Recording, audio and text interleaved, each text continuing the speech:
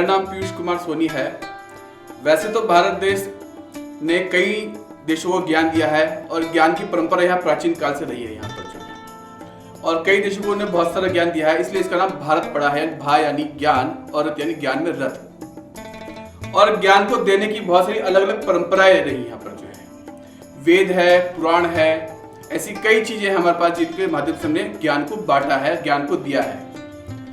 लेकिन जन सामान्य के अंदर जो वेद को नहीं पढ़ सकते थे या पुराणों का ज्ञान नहीं ले सकते थे, उनके लिए भारत के अंदर एक अलग ही माध्यम होता था जिसको कहा था कहानियों के माध्यम से। जैसे पंचतंत्र है, ऐसी बहुत सी कहानियां ऐसी माध्यम से हमने लोगों ज्ञानों को बांटा है।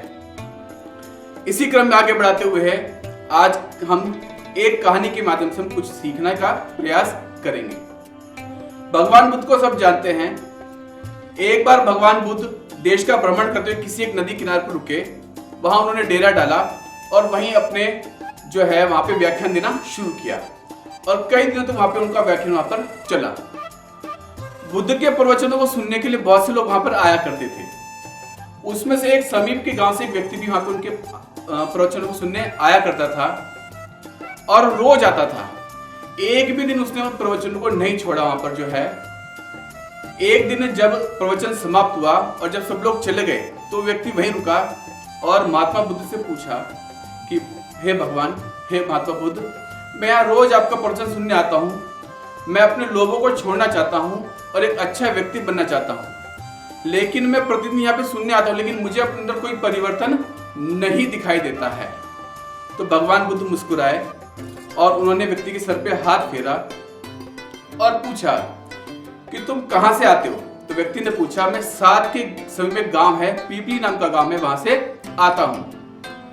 उन्होंने फिर पूछा महात्मा बुद्ध ने, अच्छा ये बताओ कि गांव यहां से कितनी दूर है। उस व्यक्ति ने कहा कि गांव यहां से 10 कोस की दूरी पे है। फिर महात्मा ने दोबारा पूछा कि वहां से तुम कैसे आते हो। तो व्यक्ति ने कहा कि वहां से मैं पैदल चलकर ही आता हूं और इतनी दूर आता हूं, लेकिन मुझे कोई परिवर्तन नहीं दिखाई दिया।